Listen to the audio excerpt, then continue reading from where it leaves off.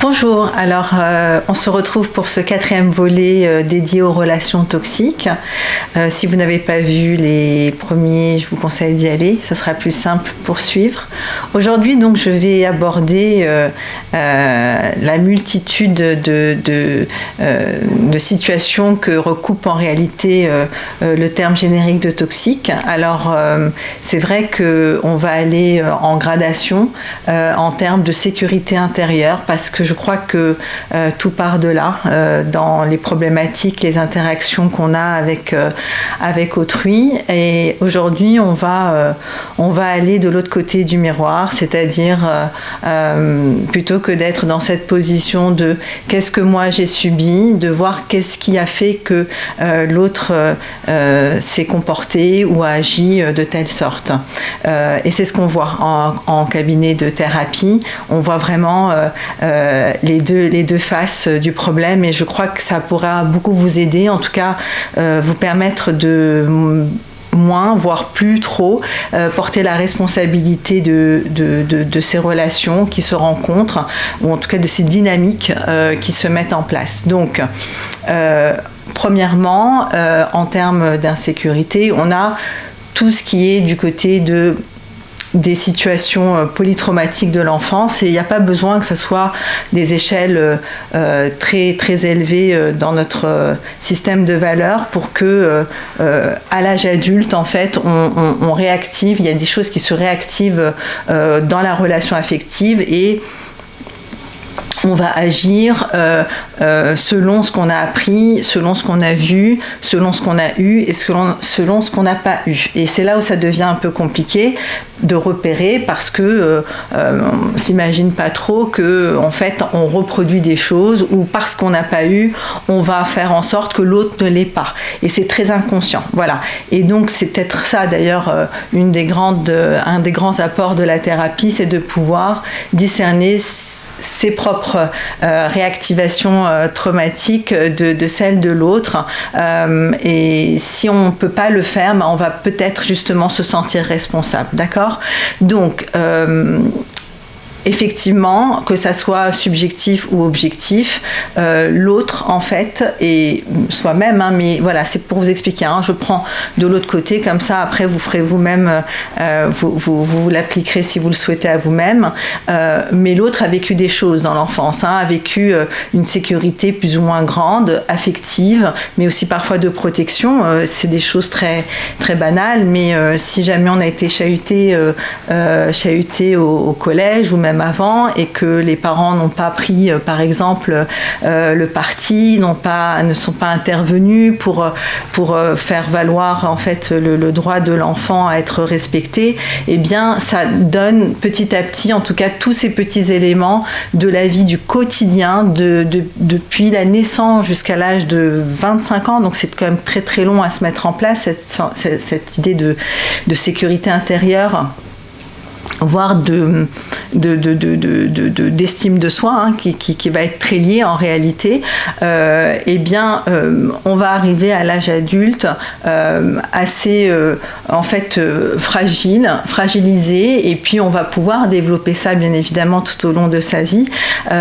Mais voilà, et donc à partir, si vous comprenez bien ce fondement en fait à tout lien, à toute interaction future, eh bien vous comprendrez un peu mieux, vous pourrez peut-être commencer à nuancer votre regard sur l'autre.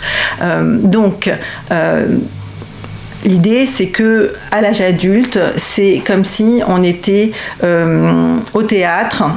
Je vais prendre ce parti-là, et que finalement les scènes se rejouaient, mais avec d'autres personnages. Voilà. Et si vous n'adoptez pas le bon personnage, ou le personnage que la personne aurait voulu avoir, ou peut-être que vous adoptez un personnage mais que lui doit combattre de manière inconsciente avant de pouvoir aimer, parce que ça fait obstacle en réalité à sa capacité à aimer, et bien sûr ça revient à tout ce qu'on entend sur la toxicité. Mais moi c'est pour aller un petit peu en profondeur. Et évidemment vous n'êtes pas le thérapeute de l'autre, vous n'êtes pas là pour le fixer, même si vous étiez en train d'identifier clairement ça. Vous pouvez toujours essayer de lui proposer d'aller faire un travail thérapeutique pour régler ce petit problème problèmes ou ces choses-là qui se rejouent, qui font qu'à chaque fois vous avez l'impression que ça n'avance pas, que ça revient à la case départ.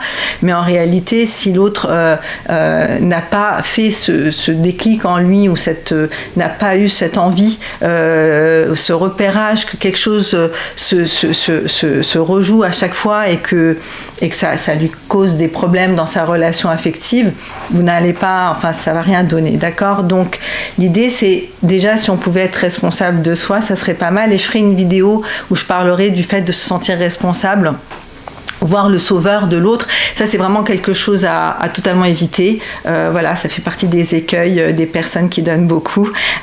Donc voilà pour le premier point. Nous avons un deuxième point qui est très important, c'est tout ce qui est en réalité tout ce qui est troubles psychopathologiques non détectés.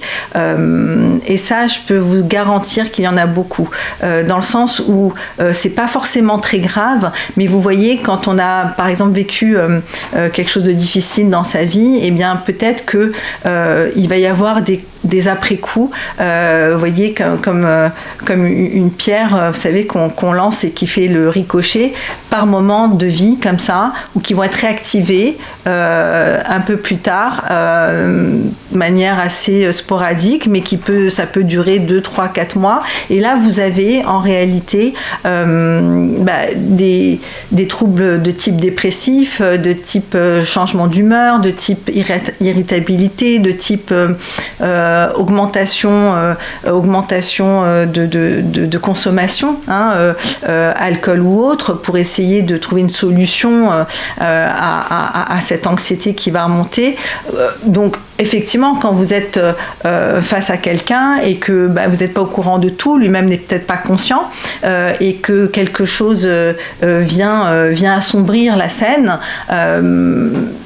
et que ça devient toxique pour vous, et voilà une autre facette finalement de ce qu'on met sous le dénominateur commun de toxicité. Un troisième axe que je voudrais développer avec vous, que je trouve assez intéressant, c'est souvent quand la personne, et je crois que c'est peut-être là où on pourrait mettre la toxicité vraiment on pourrait vraiment accorder le terme de toxicité à ce genre de situation. C'est lorsque justement il y a une projection en fait des traumas sur autrui, et non seulement on pourrait ne pas en être conscient, d'accord, mais imaginez que vous souleviez la question avec l'autre en disant voilà, c'est bizarre que tu réagisses comme ça, je pensais pas que ça allait être aussi fort. Est-ce que tu es sûr que ça pas quelque chose à travailler en toi, à réfléchir, parce que j'ai l'impression que ça vient entre nous deux, et que l'autre finalement non seulement n'est pas conscient, mais rejette en miroir la même chose, en vous disant mais toi aussi tu as des défauts, et là vous voyez il n'y a pas de communication qui est possible, et c'est dans ces cas-là effectivement là il y a de quoi s'alerter. Et d'ailleurs c'est souvent là que les couples venaient consulter, parce que ça devient comme un point de blocage, parfois un point de non-retour, mais déjà quand on vient consulter c'est plutôt une évolution, d'accord, c'est-à-dire qu'on peut accepter l'idée qu'il y a quelque chose, et après c'est est-ce qu'on va enclencher, est-ce qu'on va le faire. Donc vraiment, j'ai suivi pendant plusieurs années des couples. Je peux vous garantir qu'on voit vraiment les scènes traumatiques de l'enfance se reproduire, se répéter, parfois à 100%, parfois à 20%, mais 20% ça suffit, vous voyez, pour que même dès le début d'une relation, ça mette en échec la relation. Voilà, jusqu'à ce que la personne s'en plaigne et peut-être aille faire un travail sur elle si le blocage est très important. Maintenant, tout ça pour quand même revenir sur l'idée et accentuer encore cette idée que j'aimerais vraiment que j'ai à cœur de transmettre, c'est que c'est pas de votre responsabilité, vous voyez ça. Comment dirais-je, là où vous avez quelque chose à jouer, c'est justement de pouvoir signaler qu'il y a quelque chose qui, c'est-à-dire mettre ça sur la table et dire voilà, peut-on parler de ça? Parce que ça nous empêche de... et là, vous avez joué votre partie, d'accord? Si l'autre se refuse à la communication, là, on est dans une toxicité sans possibilité d'évolution, d'accord?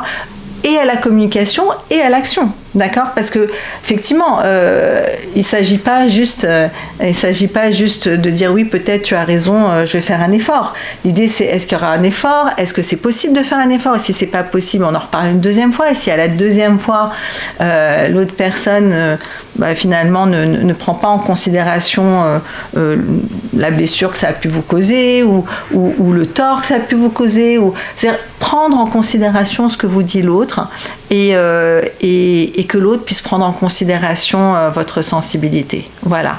J'arrête pour aujourd'hui. Je vous dis à bientôt pour un nouveau volet. Au revoir.